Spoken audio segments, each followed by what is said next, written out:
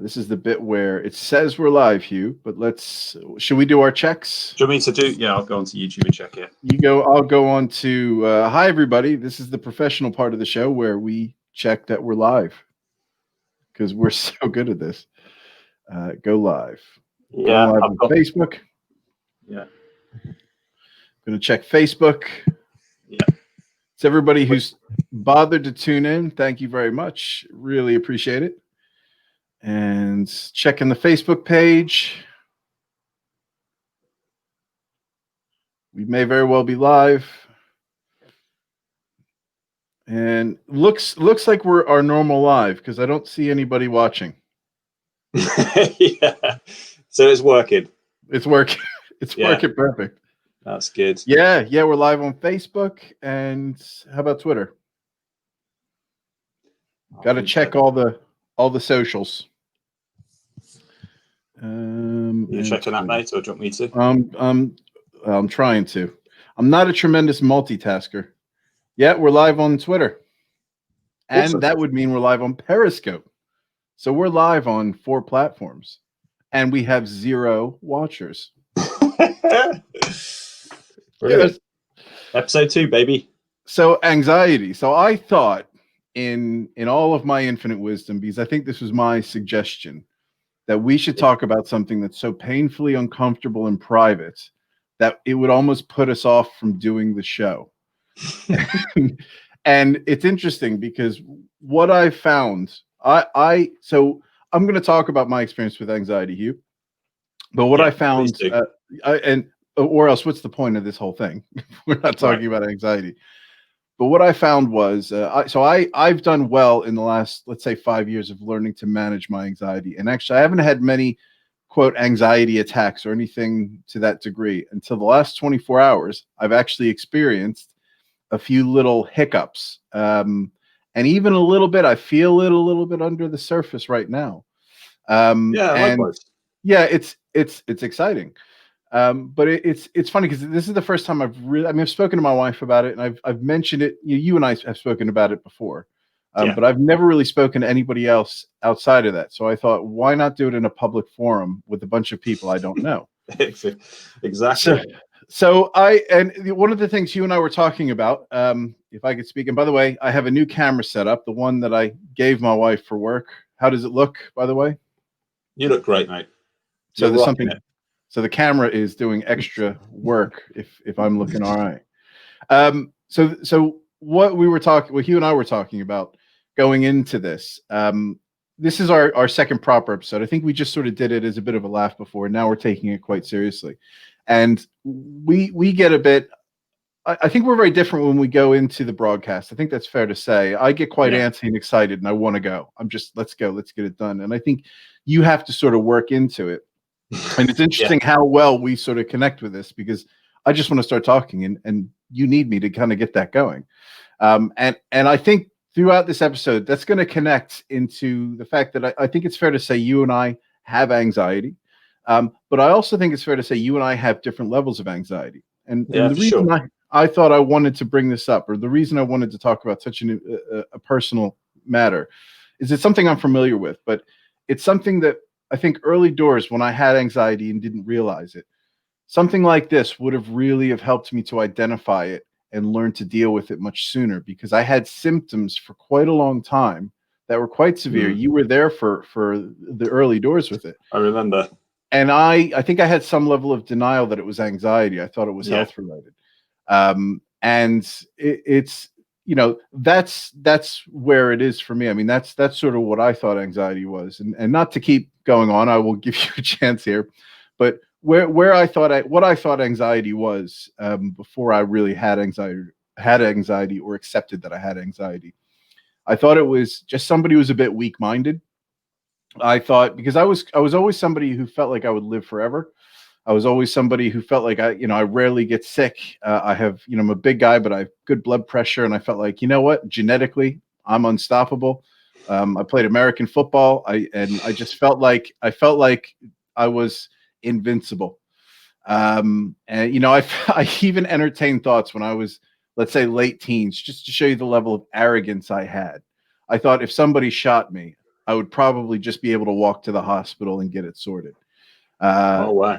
Which goes to show how entrenched guns are in America's world. That was like a thought. Yeah, if I get shot, I'll just walk to the hospital and I'll just have them sew it up and I'll be fine.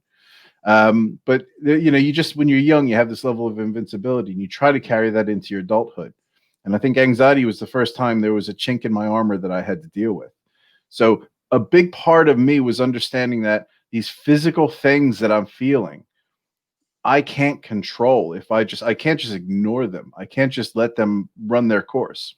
Yeah. And for me, that was what I thought anxiety was, somebody who was off for stress. I didn't realize that was actually a physical thing.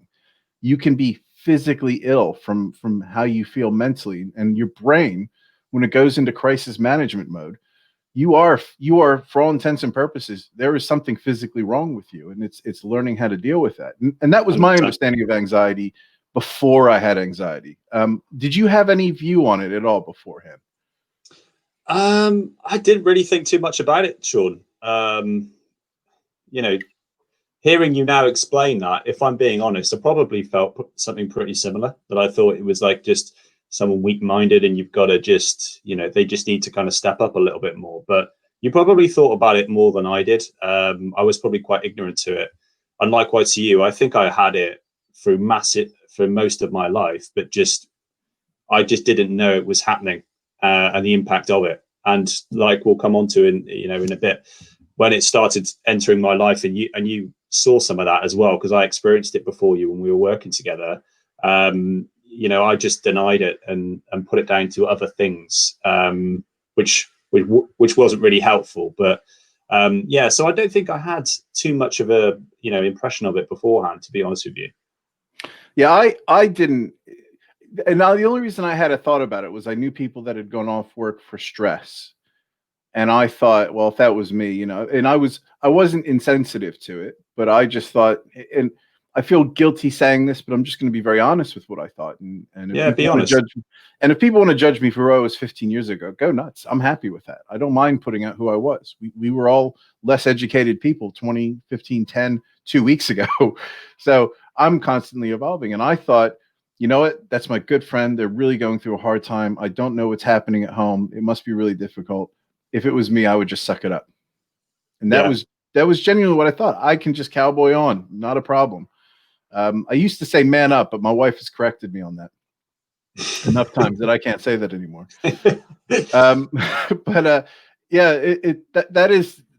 I've had to change my view. I don't know if you had a similar sort of thought with that. I think you mentioned that just a little bit just now. Yeah, I mean, I think I think that was kind of probably not to the same extent, but not a million miles away. Probably off the same track. That it's just it's something I just didn't quite understand. And I think you brought up a really good point about the physical side of it. You just think it's kind of in your head, just kind of get on with it. If you've got a problem, and that lack of awareness of knowing that the physical side effect of it, like both from an anxiety and even a depression or panic when they come in, I mean, it's crippling. It really, and then once you've experienced that firsthand, it's never the same again. Sorry, mate. Go on, mate. Go on. Do you remember? So would you say, if I were to ask you to go back and think about this, because for me, I can remember every feeling that I've had before I understood it was anxiety and after. Do you remember the first physical symptom of anxiety? Well,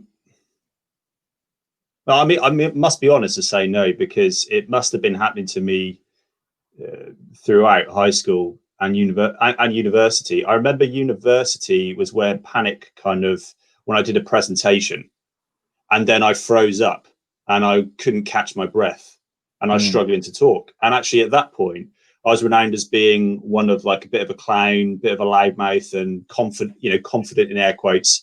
And then, so the presentation side of it, I didn't think anything of it, and came onto this presentation, which was only a couple of minutes, but my voice went. I just lost control of my breath. And I was like, what the fuck has happened to me? Like, what was that? And I just shrugged it off. So just kind of, and then I thought, well, I'm just not a public speaker. I'll avoid that. So that was my first I suppose, time that I could think of that happened. So I must have been 19. But for sure, it's happened kind of before that. But I can't tune in earlier than that. It's funny because I think back, and I think part of this is how I'm made up, and I have to mention golf once every show. If I look at myself as a golfer, you have golfers who just sort of go out there and play, and you have golfers that are really analytical and they're tinkerers. They go and they that feels different. Let me try to, that whole. I'm just very conscious of every little thing that I'm doing, and I think with these feelings, I'm very conscious. And I remember the first time I had an anxiety attack, and this was before the experience I had with you, which I'll go into. I was in bed. It was when we first moved into that small house that I lived in, when we first hung out. And I was asleep, and I woke up at 2 a.m. Just woke up, and I was laying there. And sometimes when I'm laying on my chest, I don't know if you get this, you can feel your heartbeat. Yeah. And it was just like ka-dunk, ka-dunk. And my heart rate gets down. I have my Garmin watch, and I know that it gets like 45 beats per minute, whatever it is, really low because you're relaxed. And I was just listening to it, and it just started going ka-dunk, ka-dunk, ka-dunk. And I was just listening. I'm like, oh, it's getting a little faster. Ka-dunk, ka-dunk, ka-dunk, ka-dunk, ka-dunk, ka-dunk, ka-dunk. And then it started to go faster and faster. Now, I think what was happening was my brain was making it go faster because I was getting worried about it. And this crazy cycle of mental and physical things started to conflate. And it just got to the point where I jumped up and was like, and I just looked, I didn't know what to do. And it's kind of like when you're a kid, except instead of calling for your mother, your wife is right there. And I woke up my wife. I'm like, babe, wake up. Something's going on. I don't know what it is. My heart is racing. I'm a bit worried. And she's like, are you sure you're all right? And I'm like, yeah. I was like, I feel like I should call somebody. And she said, well, yeah, of course, call somebody, because the liability on her head, if she said no and I died, I mean, she would feel terrible. For that reason alone. That is the only reason. It's like, he's a big guy. I have to move him. So I called, so for those, if you're in America watching this, I called 999, 999. No, I didn't. 111. Is that what it is? I don't remember now. And 999 is that the emergency response? Yeah, it wasn't the emergency because I wasn't like I wasn't dying. So I think it was 111. It might have been 111, which is the I'm not sure if shit's going down, but I'm not like dying. So I called 111, and they said, okay, are you? Which is kind of now a checklist for me. Are you sweating? Are you having trouble breathing? It's funny. You're like, you stop and you're like breathing, and you're like, is this how I was breathing before? Am I breathing correctly? Let's go with yes, I'm breathing correctly. And okay, is your chest tight? And I was like, no, everything.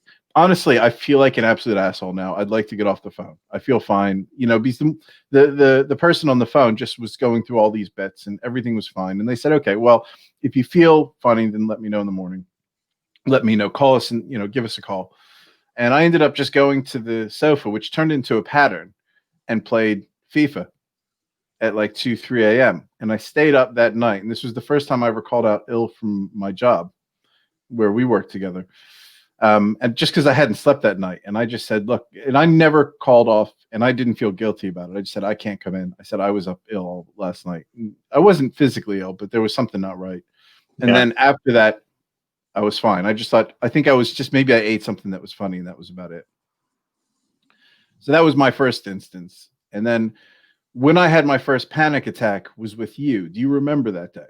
I do, mate. Yeah, I won't forget that, because I'd gone through it prior to you and spoke to you all about it. So you were one of my confidants at work that I could be open and honest about it. I mean, as it happens, mate, I'm happy to admit you were amazing support for me. And that's a big part of helping you get through anything. It's just knowing there's people around you can talk to. So, yeah, that was huge. And then selfishly, mate, I'm going to be honest back with you now. There was part of me that actually felt really good of that happening. Selfishly, It was like, oh, I'm not so fucked up. Like, I'm not alone. Like, there other people experience this as well. And I was kind of like, well, yeah, sure. These are the type of things that happen. And I can remember you being just slightly dismissive of it, like, oh, it's fine. It must have been it's a not a, you were not. And I was thinking, I think he's actually experiencing what I am, and I felt a sense of relief from it. I wanted you to be okay, but I knew you would be because you're generally more chilled than me, and you would get over this easier than I would. And I'm not alone. So that was just genuinely how I felt. So yes, I do remember.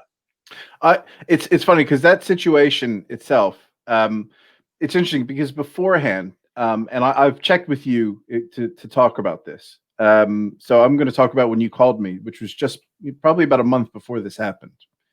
And okay, it's interesting because the first time I realized that you were having some challenges, we hanging out at work that day, everything was normal. I got home and then you called me.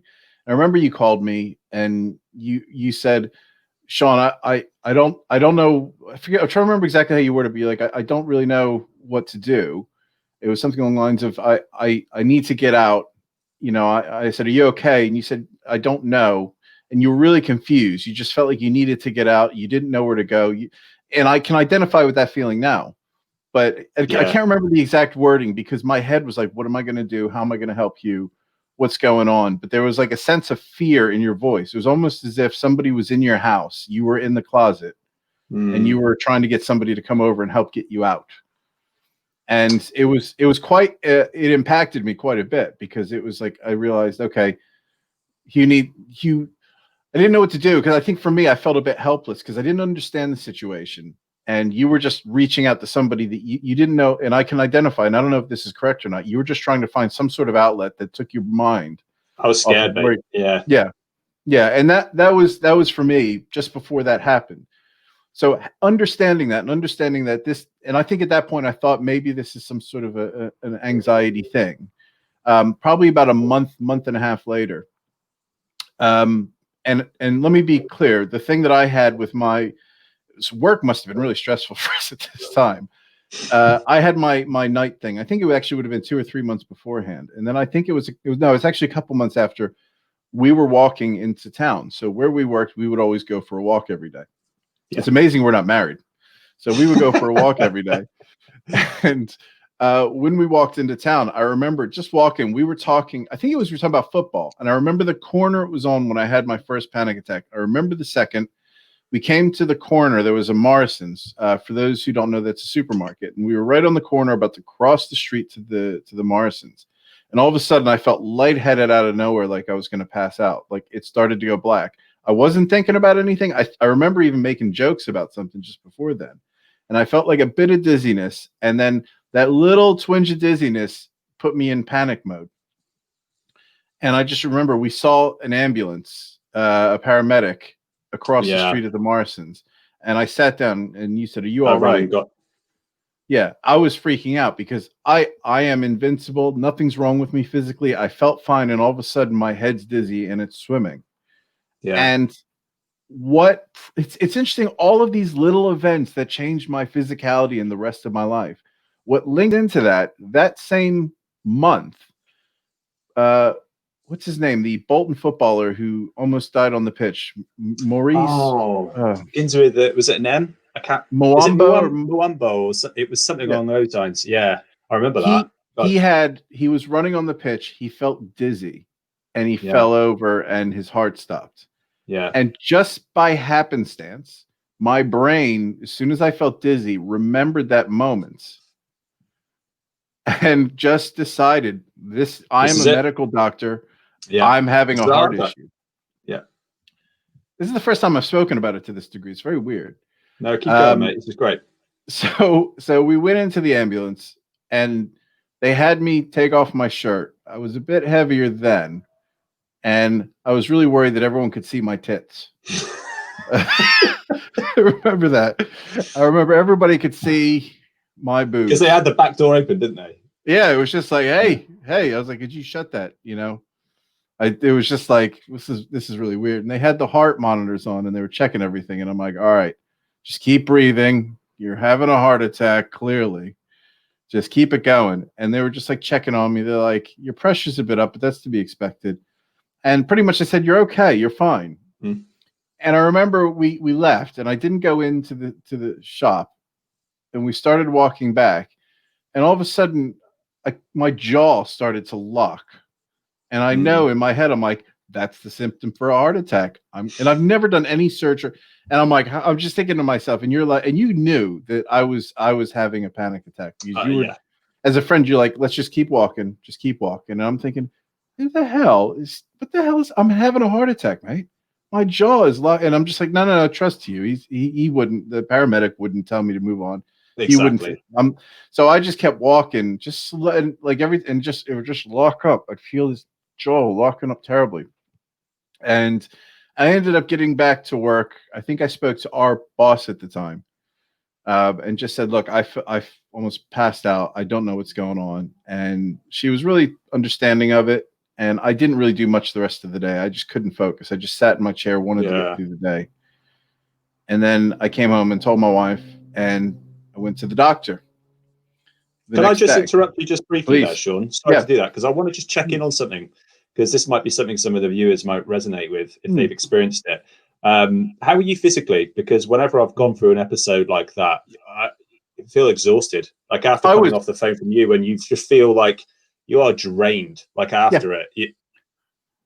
And I think that's exactly why I didn't do shit at work. I just felt like I just wanted to lay down and curl up in a ball. Yeah. I felt like I had just finished, like a 2-hour practice session or training or lifting session. I was just like out of it. Yeah. So just got home, and I just said to my wife, this happened. I probably should see somebody. And that night, I remember we were sitting there. I was laying down watching TV, and I felt like the heart starting to race again. And I sat up, and I just felt like, and it came out of nowhere. I'm me. I'm not somebody who is ever really ill, or I'm not somebody who's a complainer when it comes to my physicality. I soldier on. If I'm wet, I wear shorts in the winter.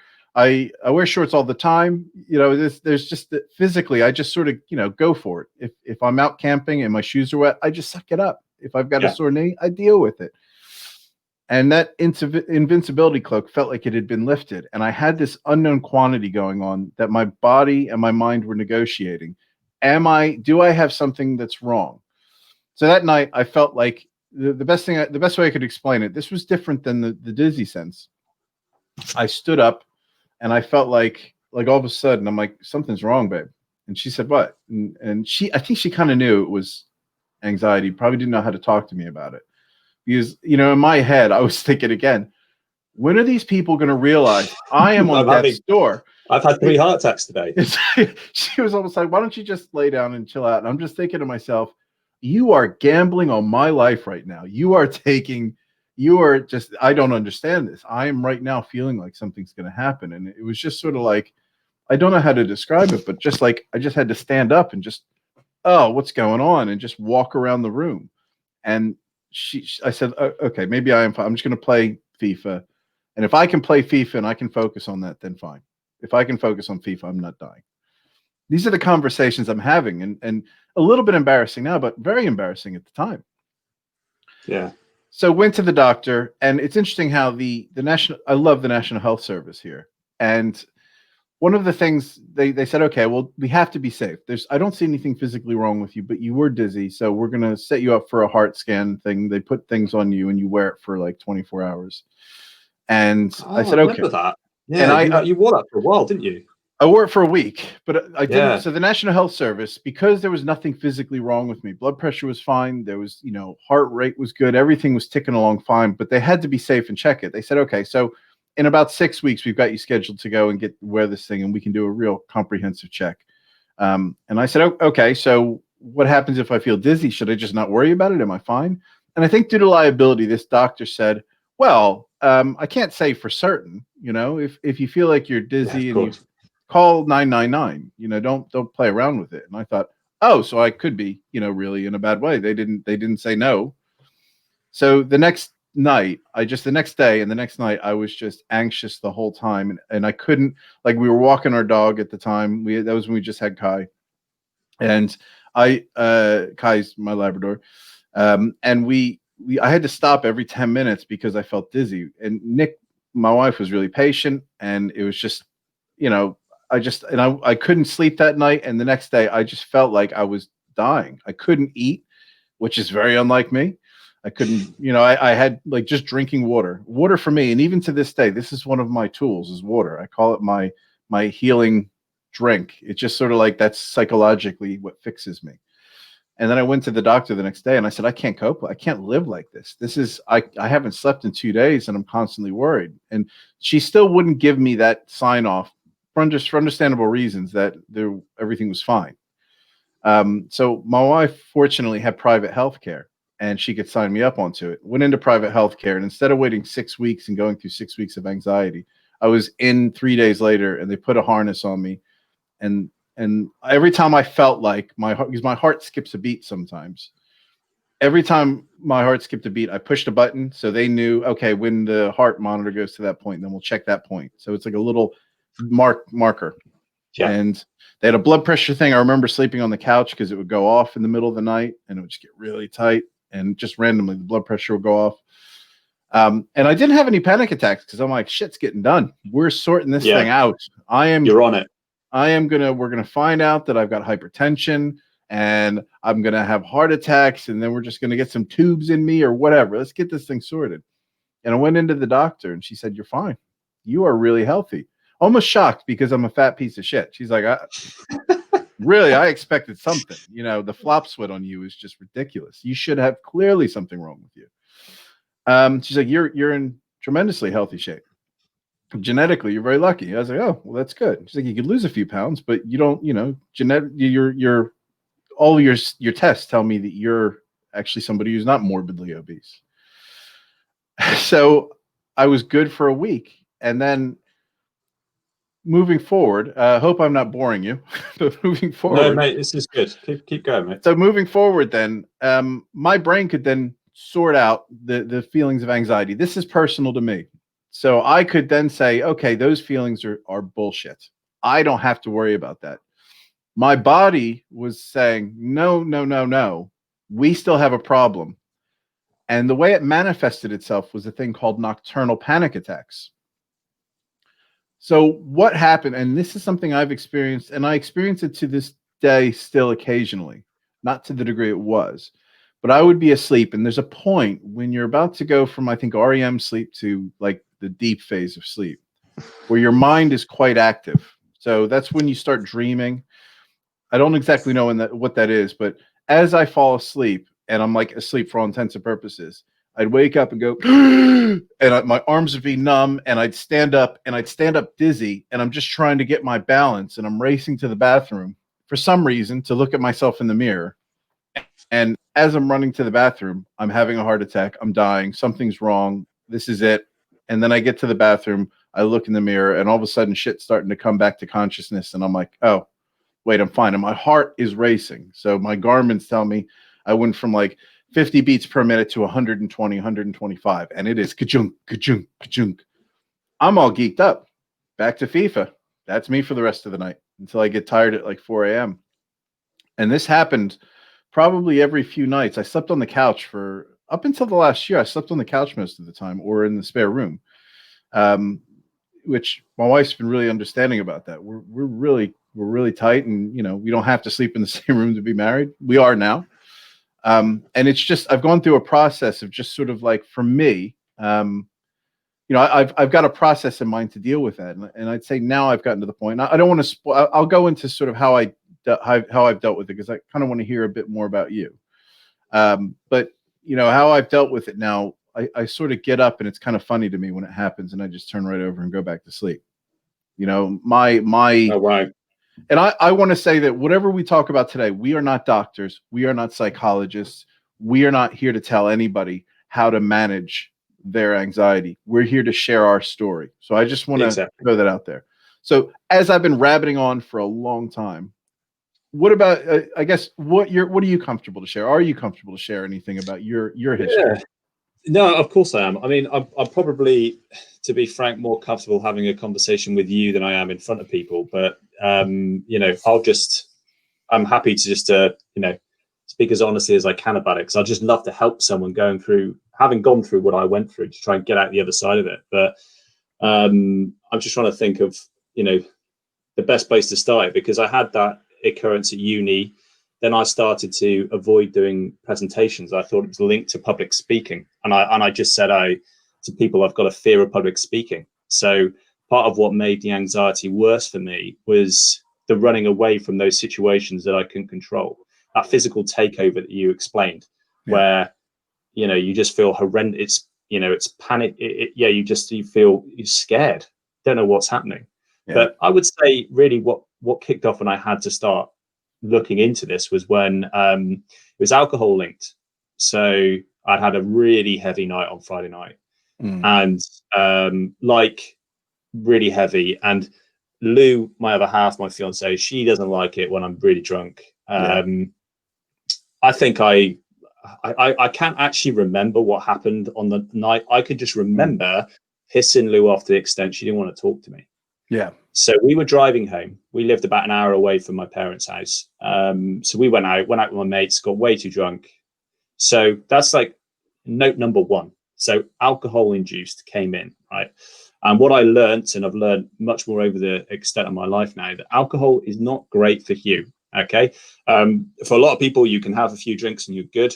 For me, if I have more than 2-3 drinks, I have a hangover the next day, and I don't get sick.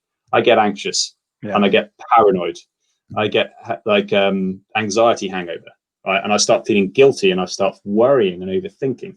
Yeah. So on this car journey home, Lou wasn't talking to me. And mate, as a personal thing, I really struggle with that, because if there's any issue between anyone, I need to talk about it. I need to get it off our chest. So I need to just, even if it's, I don't want to talk to you again. That's fine. I just want to try and work through this. I need to have that dialogue. And she was shutting me down.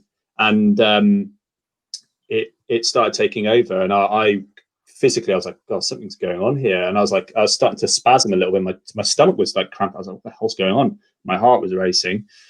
And we were probably about quarter of an hour from home, and it really kicked in. I was like, Lou, you need to pull over. I'm struggling to breathe. And then we pulled over to a pub, and the panic had set in quite a lot for me. I'd never experienced this before. So I'm really sorry in advance, anyone watching this that's gone through it, because I really don't want to make you feel uncomfortable either. But the same token, I think it's really important that I kind of own this and describe it so you know what I've been through. But my mouth went to go and I couldn't talk. And my lips went blue.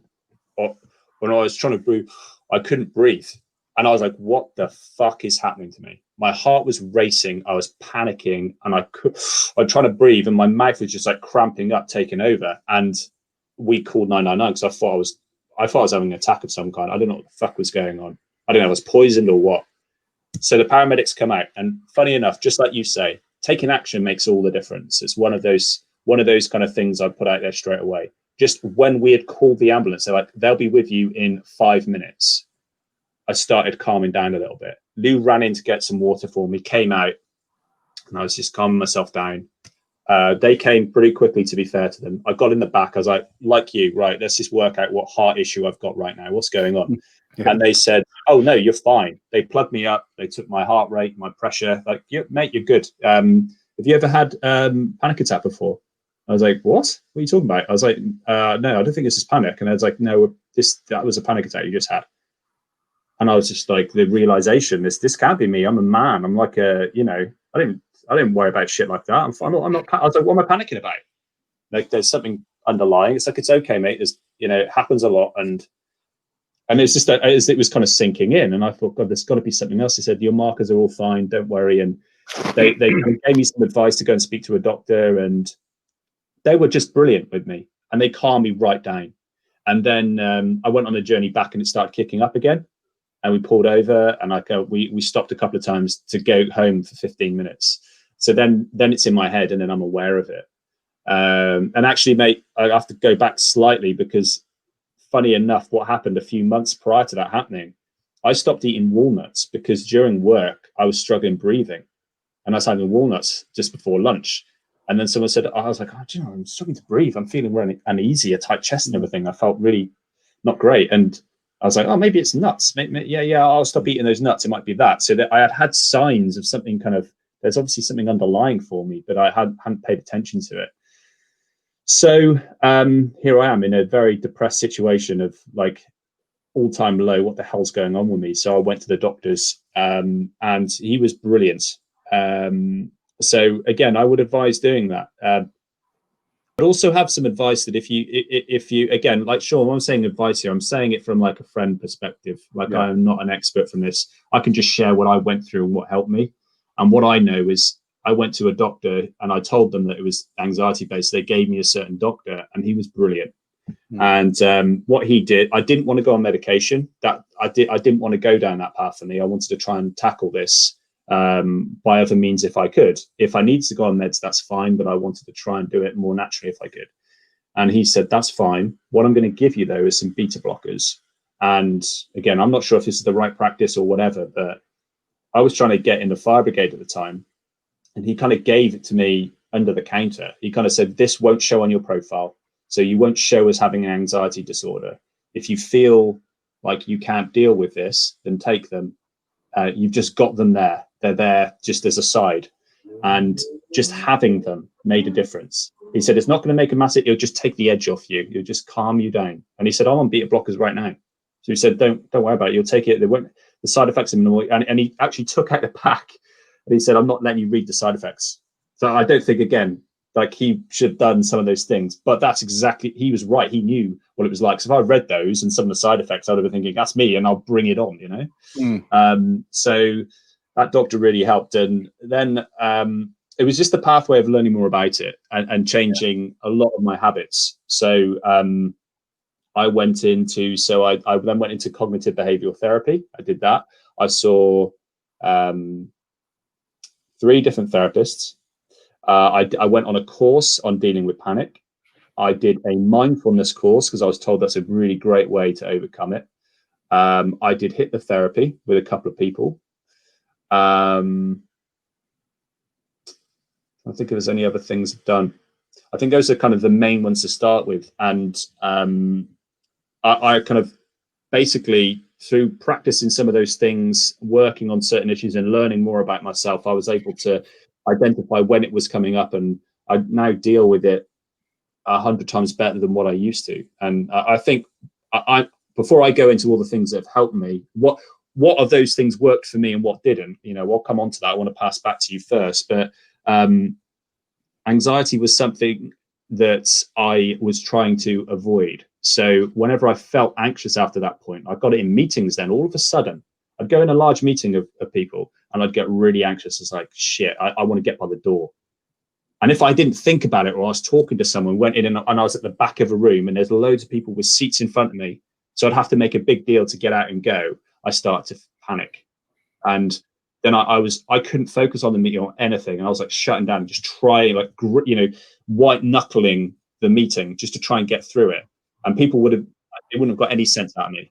And then I started avoiding meetings, and then I started getting it in the car.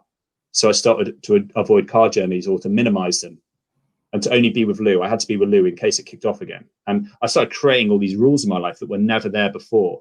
And I started to run away from panic. And the bit I want to open up to, which I think is really important, because I was working on some of this stuff and I went through depression as well, much more anxiety, smaller depression, but I felt so low. I was in a very bad way. And during that, Sean got a phone call. Uh-oh.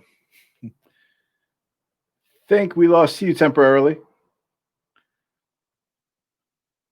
So just adding on from Huw. Oh, is Huw coming back? Am I there? Am I there? Oh, you're back. You're back. Yeah, sorry, mate. So phone call was the last thing we heard. Yeah, sorry, guys. So I was with my friends and trying as a way to try and avoid this discomfort.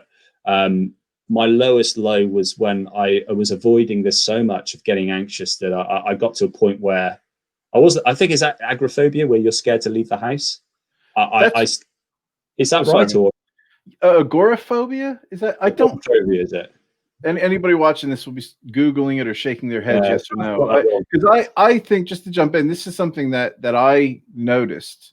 Like, well, obviously I noticed. And it was one of those things where, as a friend, I didn't really know how to handle that. Because I think this whole leaving the house thing, it sort of, from what I saw externally, it doubled into your lifestyle and the things you were trying to accomplish professionally, it almost lended well to your anxiety or your sort of way about being, because it was really difficult to get you to come out and do things.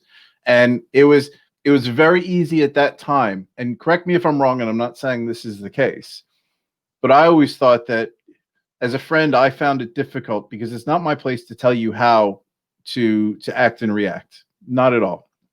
But I was always, sort of debating, is Huw not going out because he's made some lifestyle choices on being frugal, which you had done, or is Huw not going out because he is struggling with anxiety? And my only thing I could do as a friend was just let you deal with it, and you let me know how I can help. But I was just going to keep presenting opportunities, not to the point where I felt like it was, harping on every month, every Friday, hey, you want to go out. But it was interesting because that was my sort of point of view with that. Was that part of it? I mean, it was all about just not getting myself in a situation where I'd feel it. I was avoiding those situations. So it had very little to do with frugality, although I was trying to save money and invest in everything. But it was all to do with just avoiding the uncomfortable. And uncomfortable is probably an understatement. The hellish feel of going through that anxiety disorder. And at its peak, I think when I cut off, I was explaining as a grown man, I was on my own. Lou went back to Sweden, see a family, and I was scared. I was on my own, and I was like, there's no support network now.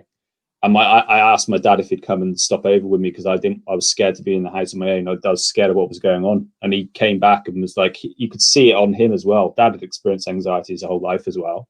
And it wasn't a very nice feeling calling your dad to come and stop with you, as a man. That was very difficult. And I think probably the lowest low for me was during a period like that when I was on my own at home. I was scared to leave the house out of fear of anything happening to me. And I had to post a letter. I'll never forget it. I was scared to post a letter that was about 50 meters away from me. The post box was 50 meters away from my house, and I was scared to go out 50 meters to post it. And I got a bottle of water and I took it with me. I built up to it, and I was like, I'm going to do it. I'm going to do this. And I went out and did it. I walked over and posted a letter. And as I did it, the moment I posted it and started walking back, I started feeling, I was like, what the fuck is going on with me? This is not right. I was like, I've got to sort this shit out. I was like, I came in the house. I was like, I'm not living like this. This is like that. For me, that was my threshold. And I realized I've got to just start standing up to this thing because I can't fucking live like that. That's not a life for anyone. So I really went, some of the stuff I talked about a moment ago of how I tried to overcome it, probably came on stronger after that moment. That was a real low for me. But I think it's important as well that we also talk about, what things we tried and how we found it as well. Because it's important that you know the lowest low out there. And there'll be people out there that will think, oh God, I wish, I'm living with that now, or that's not a fraction of how bad I've had it. And I appreciate I've not had this as bad as a lot of people out there. But I also think that I've had it to a fair extent. Like I know how horrendous it is and how it affects your life. So, and I think to a degree you too, Sean, like you would say you probably went on the lighter scale of it, but at least it changed your outlook on how people deal with it. So from a Huw, come on, man, up to, oh, that it's a horrible feeling. I know what that's like. I know even a fraction of what that's like, and it's not nice. I wouldn't wish that on anyone, which kind of helps you support other people through that. Yeah, I think so, because I've known a few people that have struggled through it. There's a few people that I know that have dealt with it, and it's helped me to identify with them. But I think with the other people I've known, there are a few other people, family, who have had it that I've spoken to, and it's nice to have that sort of. It's almost like once they're in the club, you feel free to talk about it. Exactly. The inner circle. It's something that, okay, I don't feel ostracized for feeling this way, because it is, at the end of the day, it almost still feels, even now it feels senseless to me. I'm fine and my body's telling me I'm not, and it's my mind and my body sort of in the cycle. And how I've dealt with it has been, it's been an interesting evolution for me, because I still had my initial way of dealing with it was just, like I started wearing these watches with the heart rate monitor, and for me, my approach was the opposite of many people, because where a lot of psychologists, and I know people that are, I've only seen a psychologist for a few sessions. um my approach wasn't necessarily what my friends and family have had suggested. It's the opposite. So it's not worrying about the numbers and the data. So for me, looking at my heart rate and seeing that it's still 60 beats per minute is a reminder that I'm fine. And weirdly, whenever I'm having a panic attack, my heart rate's not very high. I never understood that. I still don't. But it's a trigger to tell me it's just the demons. They're in your brain, and it prompts me to just sort of, okay, and acknowledge it. And I think Darren Brown, I don't know if you read his book Tricks of the Mind, and it was a while ago I'd read it. And in Yeah. that book, because it manifested in flying a little bit, and in it he the technique he had was to imagine yourself if you're nervous of flying. And I might not be getting this perfectly right. I couldn't recommend this book enough, by the way. But imagine yourself flying. Okay, now imagine yourself sitting in the plane and there's turbulence, and imagine yourself laughing your ass off at how silly you feel, for being in turbulence. Or it's something just to sort of change that physical feeling. And that was the approach that I took, was identifying that feeling and just sort of going, I'm fine. I'm going to screw you. I'm going to get up and I'm going to do something. I'm going to go for a run. I'm going to try to have a heart attack. It was just sort of, that was my method. Now, I'm not saying this is the right method. I'm not a doctor. I'm not a psychologist. It has worked for me because I rarely have panic attacks. Now I have to evolve because this is an ongoing condition. So my sister got married 4 years ago. I didn't know this was a panic attack until a few months later. And I knew about my anxiety. We went out for drinks the night before. I got absolutely shit faced. Woke up the next morning, felt great. Went for a run, did 4 miles in the heat, came back, drank a bunch of water, felt good. And then we got to the wedding. And just before the wedding, I was throwing up. I was ill. And I thought I must have eaten something. Something's not right. My mother's like, "You're hungover." She was pissed at me. And I'm thinking, I don't go for runs when I'm hungover. That has never physically been the case. So during this wedding, I showed up for the pictures. I was fine for I made it through the actual wedding. But during the reception, I only flashed out for like 10-minute periods and went back. I started to feel ill. And in hindsight, I realized that when we had left the wedding and had gone traveling separately, the 3 hours after I left, I felt great. And part of that was down to, I live in the United Kingdom and I have a very large family, and I've lived over here for a long time, and I'm very close with a very large family. Seeing all of those people really stressed me out. And I believe that's what created a panic attack. You just feel like you don't deserve this. You don't, like, this is my sister's wedding. People were excited to see me. It's And pressure. at one time I would have been like, I'm so arrogant. Yeah, of course everybody wants to see me. I'm a lovely guy. Life of the party. And now I feel like that was, me in my 20s. And now I'm just like, you'll talk to me. It's me. It's not a big deal. This is Laura's day. And my brother got married last year. Same thing.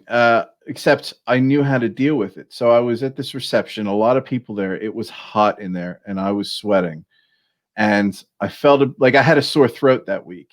And I thought, I think I'm coming down with something. I feel not right, and it started to manifest itself in different ways now. I start worrying about getting ill for key events because of what happened at the wedding.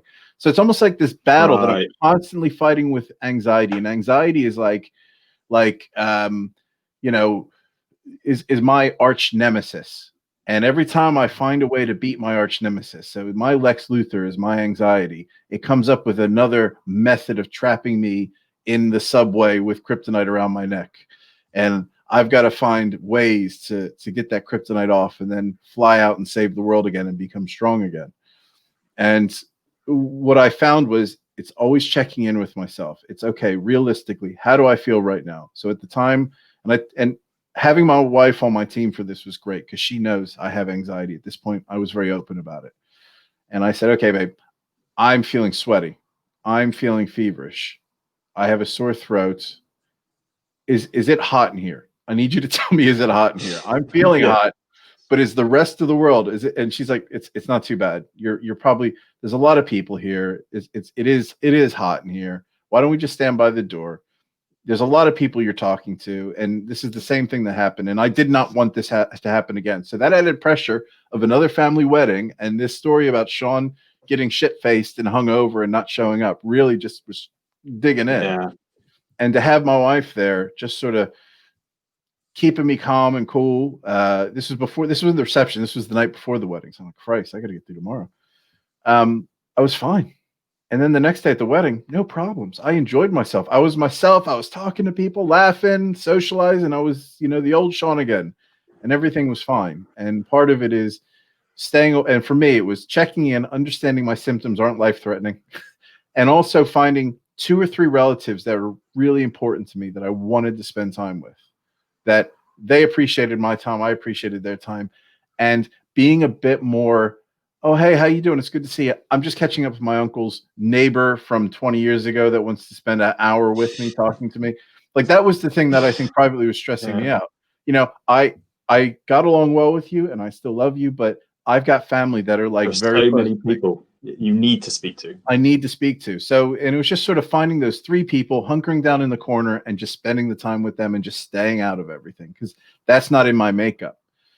So for me, the constant battle is identification of those symptoms, knowing what they actually are, and assessing, am I really ill? Is this Lex Luthor trying to get that kryptonite around my neck? And I'm just dodging it right now. And it's just learning those symptoms, learning those feelings, and knowing, okay, is my chest tight? No. Okay, my chest isn't tight. Because even in my head, I still have these symptoms. And even talking about this today, last night I had my first anxiety. Like, I fell asleep on a chair last night before I went to bed. So sometimes I doze off because I'm getting old now, and that's what we do. We can't stay awake. And I fell asleep playing golf on the PlayStation, which my wife said I would do that anyway. I fell asleep kind of like this with the controller in my lap, and I woke up with my arms numb. And for that split second, my brain hasn't kicked in. I'm like, and then it's now okay. Yeah, I'm fine. It's just, it's the demons. It's fine. And then it goes away, and I'm fine with it. And even with drinks the same thing. And coffee. I had coffee this morning. I love coffee. We had people over. I had a lot of coffee, and it's giving me anxiety. But I will drink more coffee to give myself anxiety. Or if I'm feeling anxious and my wife says, do you want a drink? And I say to myself, I shouldn't have a drink. And I want to stress, this is my solution. This is probably not for anybody else. I would say, screw it. I'm having a drink. Come to me, anxiety. I want you to do your best. And then I'm going to take the piss out of you when I have anxiety. And I am a highly functional person. That works really well for me. But I want to stress, this is not a good solution for everybody. You have to find what works for you. And you have to speak to people. I've spoken to a psychologist about how I've dealt with it. And they've said, yeah, that's fine, but be aware of this and be aware of this. And I've shared that with my wife. I said, here's what she said, and here's what she said I should watch out for, and here's how I need you to help me. And I have this sort of undercover sort of assistant. She would hate that I said that. I have this assistant, this subordinate. I hope she's not watching this, who's helping me with You're in trouble. Who helps me with this sort of this feeling, this sensation. And like I might have one anxiety attack every 3 or 4 months, but they're very brief because I can identify it straight away. And I can, I know where Lex Luthor's hiding. I know I'm not going in there because you got kryptonite. So I'm just gonna look in there and go, no, not today. Now it's going to evolve again. I'm going to have another anxiety attack, and I'm going to have to evolve how I deal with that. It's always going to be there, but I almost appreciate it.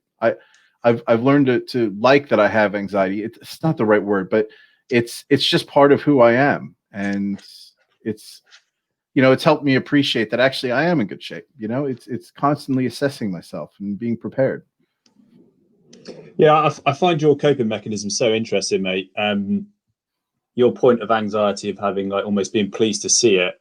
Like you just have to acknowledge one point, which is factually correct. Anxiety is a human condition. Yeah. It's not something you'll never get rid of anxiety. So that is something that is not nice to hear initially. Like I just thought I need to get rid of this thing, but anxiety is there for a reason. It's there so when the shit goes down, your body is tuned into something.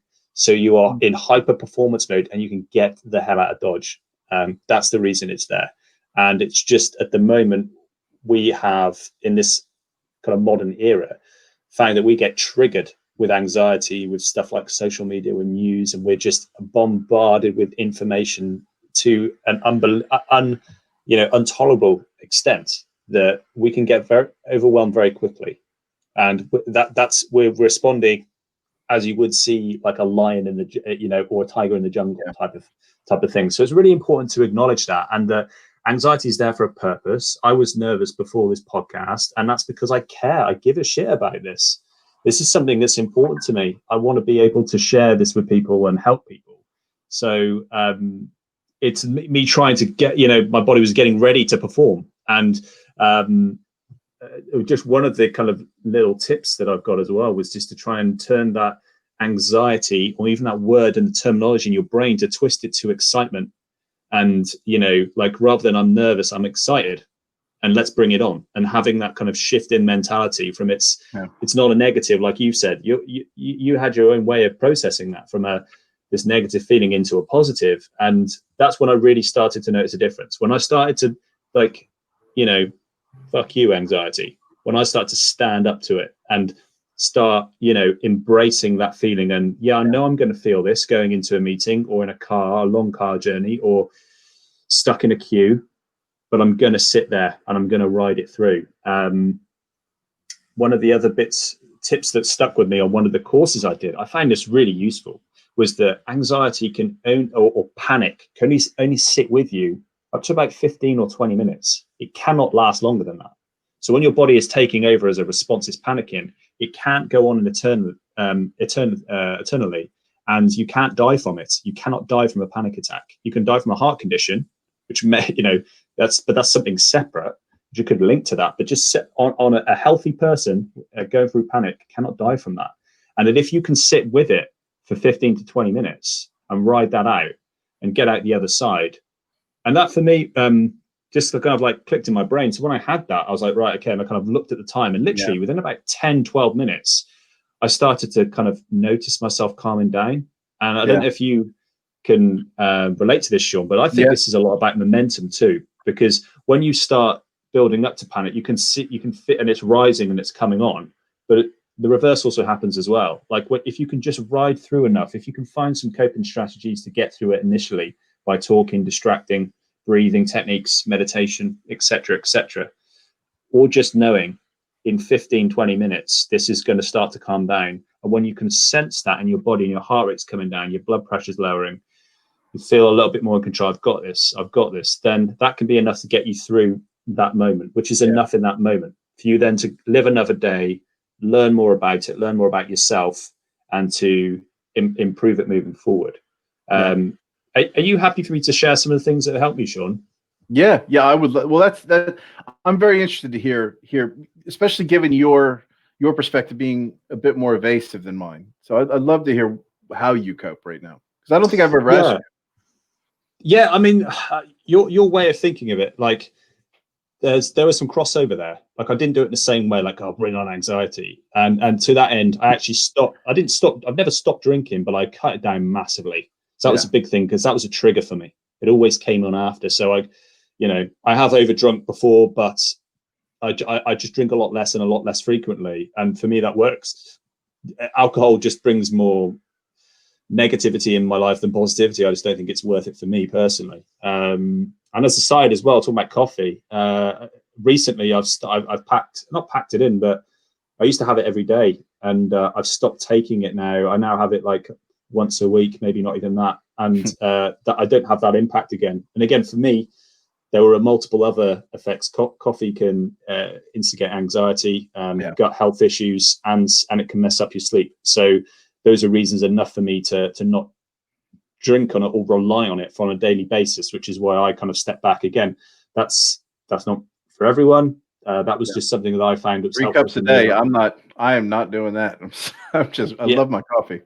Yeah, I mean, I came from it from I really enjoy the drink and I miss it to a degree, but actually the feeling that I get without it was a choice that I made that I'm uncomfortable with as well. So that's what it's about, right? Like we try these things, give things a go, listen to some of the things that we mention, and find some other forums and just see what works for you. Yeah. But what was immediately helpful, I've got a couple of notes here because I wanted to make sure that I kind of got some key things down. Having a paper bag as well. If you're more on the panic side rather than anxiety, I got one of those paper bags because, again, as you'll find out, I'm not a scientist here, but if you hold the bag over your mouth and you're breathing through it, the ratio of oxygen to carbon dioxide changes, and actually that will calm you down physiologically. Fact. Okay, so I've been told this too. This 100%, and it does work. So if you have a bag with you, you just have that kind of tool in the back of your locker. That I had it with me in my car because that's when I feel it. So if I felt it, I had it there, and actually I never needed to use it because it was there, and that was like reassuring. So that's one thing I would add.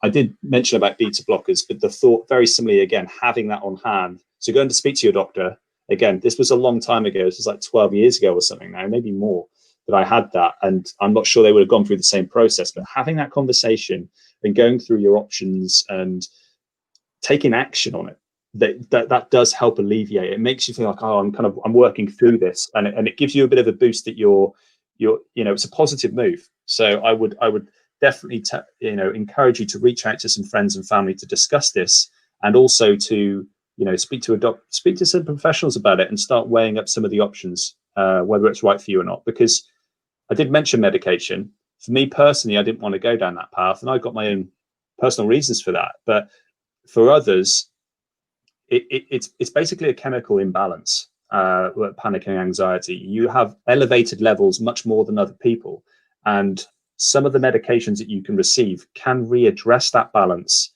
to allow you to be, to perform more naturally, more air quotes normally like other people. And there's nothing wrong with that. And if that works for you, great. For some people, medication isn't the route and they've tried it, it doesn't work. I can't comment on that because I've not done it, but I just want to be really transparent with it, that be open to and accepting if it's not for you, but also don't give yourself a hard time if you do need to go down that path, because it works for a lot of people. And if it makes you function, then it's worth it. From an anxiety perspective, there's a lot of ongoing kind of training stuff that you can do that can help. So I mentioned alcohol and coffee. Those are things that you could just try eliminating or reducing significantly. So if you have 2 or 3 cups a day, try reducing it to 1 or 2 and see if that has any impact. If you're drinking, you always have that, by the way.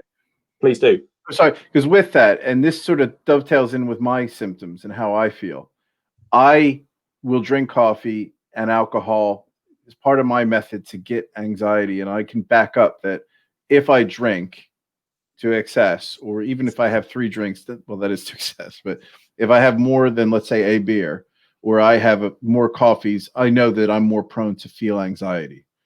So just to sort of dovetail on my method that I use is to try to get familiar with that sensation. So I can back up 100%. If I'm not eating well, if I'm not drinking to moderation, and if I'm drinking too much caffeine, that will make me feel anxious 100%. 100%. Do you know what I did, Sean? Because journeys were a problem. Being stuck in a car, like I'm okay being in the car and traveling. I'm now fine with it, by the way. But back in the day, I had an issue. It was getting stuck in gridlock traffic that I thought I'd have a panic attack and I'm stuck and I can't get out. That was what was going on in my head. Well, one of the simple tips I did to get over that was I had my bag with me, had my beta blockers with me, and I didn't have coffee. So if I was going out for the morning, I'd skip coffee that day. Yeah, and actually 100%. That helped massively. So there are simple things out there that do take the edge off. Eating is another thing. I am someone that I do intermittent fasting, which is why I got into coffee in the first place. So I basically skip breakfast and then have lunch and dinner. And fasting, it has like a multitude of benefits for it. One for another podcast, perhaps you'll know, but it also can alleviate feelings of anxiety. It can elevate feelings of anxiety. So if you are someone that doesn't maybe eat the traditional 3 meals a day, or maybe you're just someone that doesn't like eating, or you've had some issues with that, you may find elevated levels. And that if you can find a diet that is more conducive and you can respond better, you can feel more settled. Now, for me, again, Another tactic I may have, if I have something stressful to do in the morning, a little bit more stressful, is I will actually have breakfast. Just have a small breakfast. And again, it's just about taking the edge off. Yeah. So without caffeine, and then you have a little bit of food on your stomach, it just brings me down and just levels me out. And that's enough to get through it. Can I jump in on that one something? too, by the way? Yeah. Yeah. Because that it's I find it really interesting when you speak to somebody who's anxiety like I do. You and I are doing the exact opposites to get the same outcome. Because yeah, you're right. Yeah. I use fasting to help me get rid of anxiety. Because I one of the things that's crept into my mind is anxiety about being ill. And I have this saying, hunger is health. You're never hungry when you're ill. You're never hungry when something's wrong, you're not hungry. So if I have a cold or a flu, or if I'm having really bad panic, or when I did, I couldn't touch food. And being hungry was that sense of hunger lets me know that I'm actually feeling great. If I'm hungry, if I'm wanting to smash a pizza, everything is fine in my world. And it is the exact opposite. If I feel like I'm going to have an anxious day, I'm going to go until 2:00 before I have a meal, or even 5:00, because that, again, that fasting, that whatever is happening is that ghrelin, that chemical reaction. It's, it's funny, you associate hunger with bad, but actually hunger is a good feeling in many ways. It's a reminder of vitality in life, and you're going to get food, you're on the hunt, and it's so very different. It's so polar opposite. You eat. And one of the problems I have is I'd love to fast more, and I don't want to jump in on this because I think it's a good subject. I just really like toast and coffee in the morning. Like toast and coffee, like that's like everything is like, that's just such a good way for me to start. It just makes me feel good. But alternatively, I love that feeling of being hungry. Yeah, I think it's I think the practice of fasting is really good for your psychology as well, because this has got a lot to do with just feeling uncomfortable and getting comfortable with feeling uncomfortable. And there's a book, I can't remember now. I've got a feeling it's Sue, but it's called something like Feel the Fear and Do It Anyway. And you can kind of get a large amount of that book alone just from the title. Yeah. So what I was doing was feel the fear and run away, which made everything worse, by the way. If you're doing that at some point, that may be serving you initially, but you have to be aware that's a short-term fix, and it will compound and make things harder for you. And that when you start then facing up to it, feel the fear and then do what you need to do anyway. Get in that car, do the presentation, do what you need to do. Is when you can start. Yeah, you just need to, whatever it takes to get you through that is going to make all that difference. So for me, some of the things I've talked about would just take the edge off for me. So I'd be anxious and I'm trying to turn that into positive excitement, energy, and just eliminating a few things helped me get through it. Which there's some consistency there. That is a linking piece where we're not avoiding dealing with it. We have two very different methods that are essentially the same. We're doing proactive things to deal with it. We're not avoiding the feeling. We're trying to address the feeling. Sure. Every day I have a cold shower every day. So that is, I would say, the most panic-inducing thing you can do on a daily basis and get you from feeling absolutely fine to panic within 2 seconds. Because when you put a cold shower on, guess how your body responds to that? It's like you're struggling for breath, and I do it for breath control. I do it because when I hit that, and I'm raised already, my body's alert, like switched on, and I just calm myself down. Diaphragmatic breathing, and I get my it's practice in relaxing. So every day I face that shower, which might sound pathetic to some of you, might sound absolutely horrendous to others, but for me, that is a proactive measure that I use to try and facilitate panic and get myself to a position where I've dominated that and I've kind of checked that off for the day, and I feel amazing after it. Yeah. So yeah, you're right. There are those kind of reactive, proactive alternatives that you can kind of practice with and see what works for you. Now, I'll just quickly run through some of the other things, Shauno. Sleep is a massive one. I'd say the most important, like it is the fundamental of health. Okay, it's the most important thing perhaps you could talk about. There was a quote from someone, I can't remember who it was, which takes it. So you're seeing a theme of that already, but the learning is in the premise of what I'm saying, which is the difference between despair and hope, or the bridge between despair and hope, is a night of good sleep, of 8+ hours sleep. So the bridge between despair and hope is a good night's sleep. And that is so true. Like if you are having difficulty sleeping, you really need to try and focus down on that. Matthew Walker's book on sleeping is probably the best that I've read. There's loads of advice on that. Well, I won't go into that, but you really need to be trying to get your 8 hours, because that is going to make a difference. If you're consistently having 5 and 6, you could be doing all these other things, but you are going to have elevated levels. Okay, without a shadow of a doubt. Yeah. Anything you wanted to say on that one, Sean? Like, no, I agree with you. I think I have more feelings of anxiety when I'm tired, and it's weird. So I still get those feelings of. It's funny because some people may find those to be sort of counter to each other, because it's that whole thing of I need to sleep, and that pressure to need to sleep makes it hard to sleep. Makes you. And Yeah, I do find that there's times where I lay down, I still feel my heart rate's a bit up, and I still feel like I will occasionally feel anxiety as I'm trying to fall asleep. And what I do is I'll show you really quick, actually. So I do the opposite of what most people should, but it works. And I watch something on my phone that just takes me away from it all. There we go.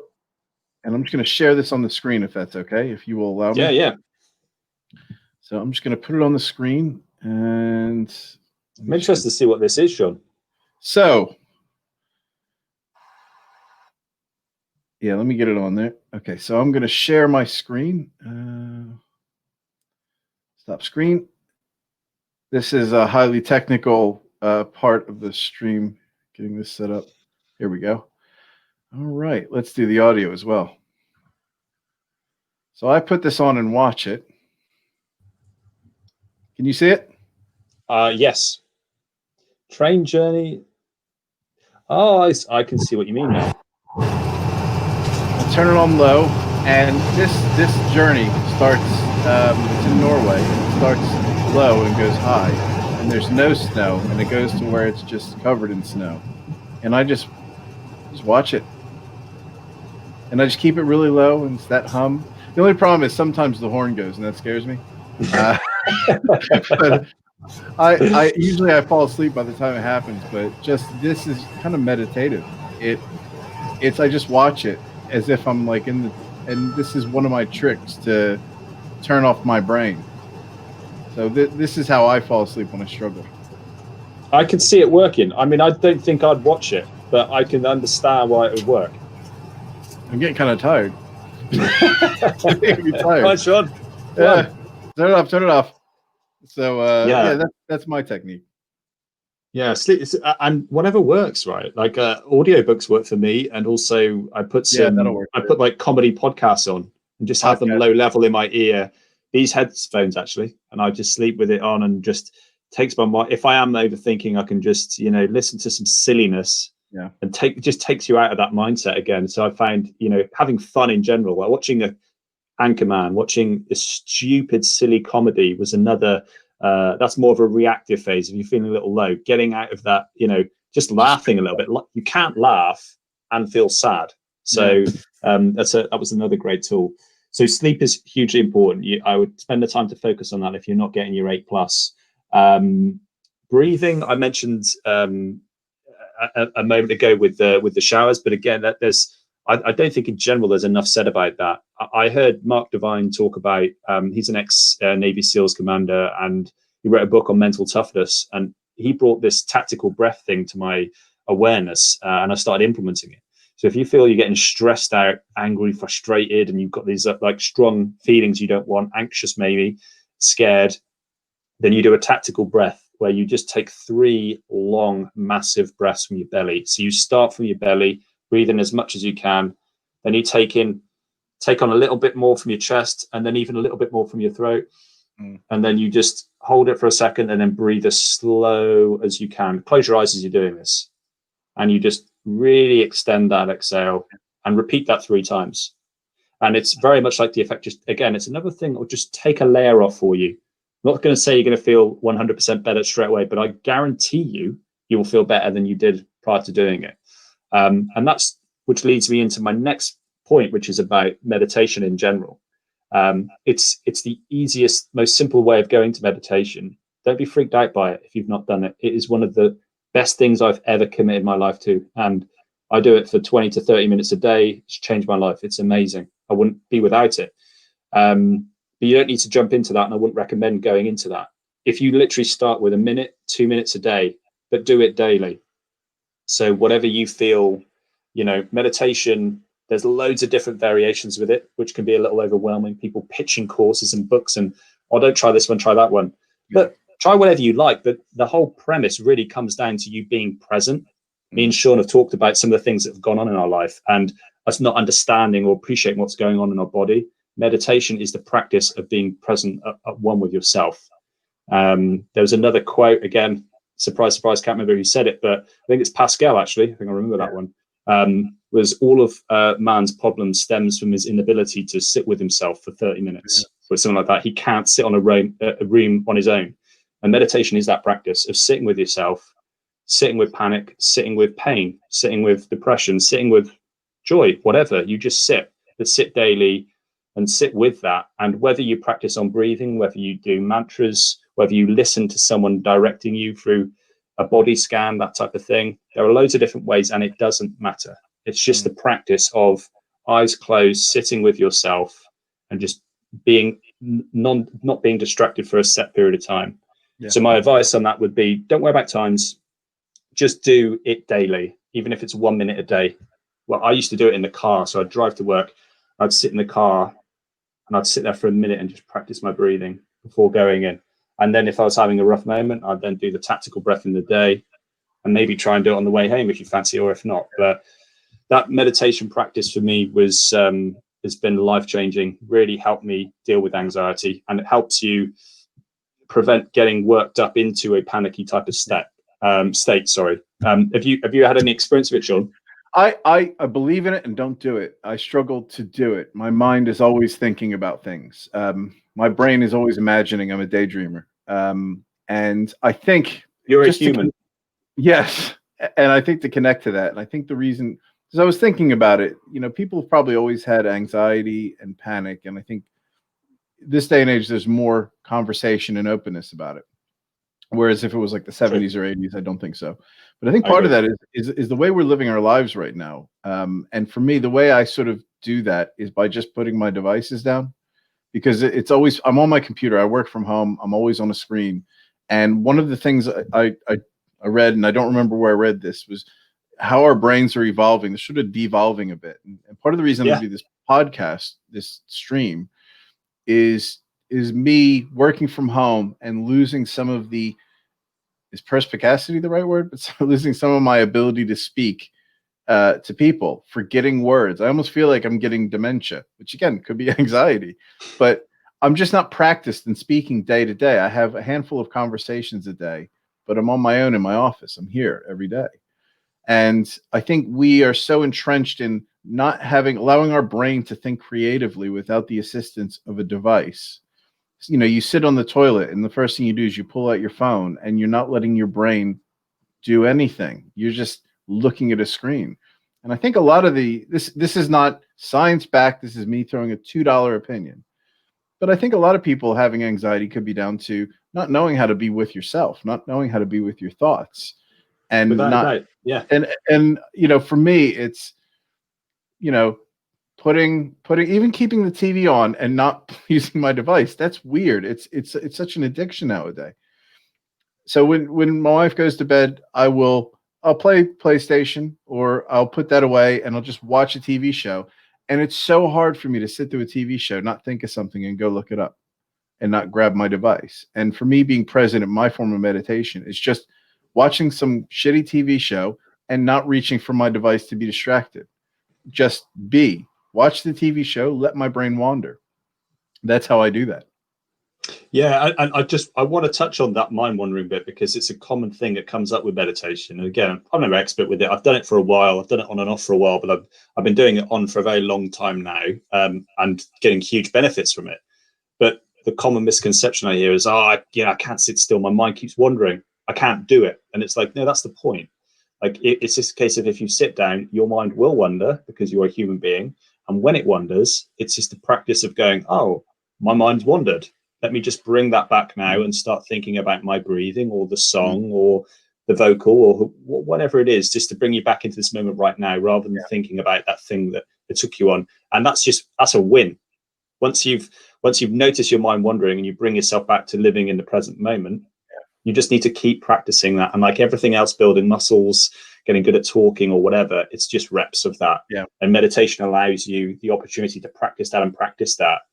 And it just makes you feel more calm as well. I mean, there are loads of benefits to it. But I want to touch on the screen thing, because I've tried something really cool recently over the last month and noticed a big difference. So this is quite new in my life right now. I sleep pretty well because I don't get up to an alarm. I'm very fortunate. I work from home. So even if I have a crappy night's sleep and I get up at 9 a.m., then I'll do that. But normally 6 or 7 is kind of normal for me. But I go to bed at 9 o'clock. So me and Lou turn off all our devices at 8. So an hour before we go to bed, we switch off. So we turn off the TV and we do not touch our phones. And that hour, it's weird to start with. It's like, but it doesn't take long for it to be very cool. And actually you look forward to it. We just talk. We talk, and then we go for a walk, and then we're outside in nature and we're talking and we're settling down, because there's no lights on and it's starting to get a little bit darker. You'll get ready for bed. And someone explained it that when you start having, if I were to look at my phone, it's the same as doing a snow globe and just shaking a snow globe before you go to bed. And it's just, you've got like thoughts and you've got inputs there. You've got light, which will also keep you up and mess with your melatonin. But what you're digesting and consuming also affects your brain and triggers your subconscious, and you start overthinking. If you sit in silence or sit and you're talking about something and about today and relaxing, it just really does bring you down nicely for bed. So I will not go back to not doing that now. I look forward to that hour before bed where we just switch off. It's really cool. I've actually started, but Lou's gone to bed. She was really tired, so went to bed at like just gone 8, because she starts early mornings. And I just got a book out. So I was like, what am I going to do? I'm on my own now. I was like, I could have meditated. I thought, well, I've done enough of that today. So I just got a book and I just sat there, and it was just so peaceful. So yeah, that's something. What would you think about doing that, Sean? Would that it's something that this is where I think your discipline and my lack of discipline thing, because we're pretty different on that front, though. I like the idea. I love the idea. And for me, because my discipline isn't nearly as good, is not nearly as, you know what I'm saying? My first step is what I'm doing. I'm watching a TV show like I did in the 90s. And that is my first step towards that, because my wife will stop looking at a screen at 9 because she really struggles with getting to sleep. When she's out, she's out. But for me, just as soon as I think of something, like I think, I could do that with my golf swing. Let me go find a video on that. Maybe I can. And then that's sort of down this rabbit hole of 4 hours later, and I'm watching a YouTube video of a baby hugging a dog. And for me, it's just learning to put my phone down. And then my next step, I am working towards just putting it away. I daydream about only looking at my phone a handful of times a day, or just saving, like every morning for an hour, I get caught up on social media and news, and that's my time for that. But I have to work to that.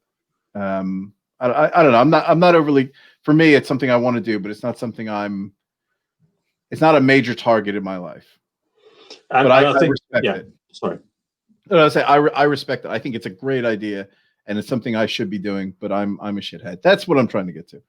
Yeah, I'd agree. Rightfully so. Yeah. The thing is that I think what we're demonstrating here, me and Sean, we are really close mates. We love each other to bits. We've been there for each other for a long time. Even after we've stopped working together, we still, want to connect. And we're two very different people with different approaches. So hopefully, just showing you the scale, there is not one fits all there. We've got approaches that work for both of us. And yeah, it's just about trying and seeing what works for you. Don't be scared to try things out. You'll find the benefit just in trying it itself. Yeah.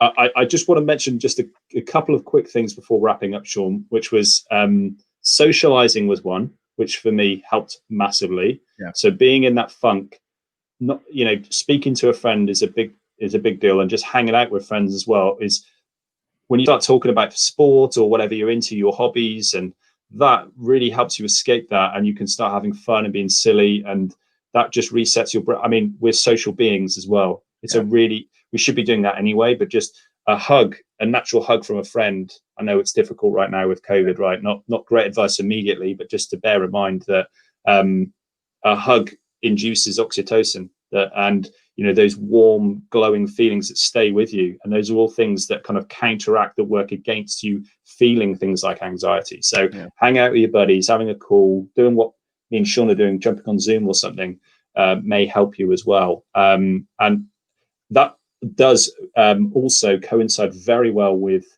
pets and nature. Yeah. So Sean, you're a dog owner. You got a doggy and a chameleon. And that interaction, like, especially if you're on your own, maybe you're single, it is really hard, especially if you're not someone that's too social. So having an animal or something just to relate to, and let's say you don't have a pet and you don't really want one, which I appreciate and respect, then get out in nature. So just being outside, hearing natural sounds, seeing natural things, and just seeing the blowing of the trees and birds flying and ducks and all that type of stuff. Again, I'm talking to someone that lives out in the countryside. I know that's not ideal for everyone, but if you can just get outside and try to get out into nature as much as you can, it has very natural healing effects. And that might sound a bit woo-woo, but trust me, it works. So I think I've flooded quite a lot of options at you guys, and I hope there's some of those things that you may find useful. But I know Sean's just reading off some of our social media handles now, so I would like to kind of cap this and pass it back to Sean in a moment, just by saying that we don't have a massive viewership at the moment, but make use of that. Me and Sean have gone through something that isn't easy. Me in particular, I went in quite a dark place. If you want to speak to someone about this, if you want me to go into a little bit more detail about what I experienced, and you'd like to try some things, I can help you with books and courses or what I've tried, and I'll give you my personal advice. So just don't be afraid. Don't sit there quietly. Reach out to me, okay? I know what it's like. And if at the very least, what a gift it is for me to try and give back and help someone get through this, because I know how horrible it was, I'll absolutely do that. So make the most of the fact that we're not a big deal right now, because mark my words, in a year's time when you see this, it's going to be a different ball game. We're going to be high flying. There'll be thousands of people wanting our time, and we're not going to be available because we're way too big for that. So make the most of it now. Contact us if you feel like one of our approaches might suit you.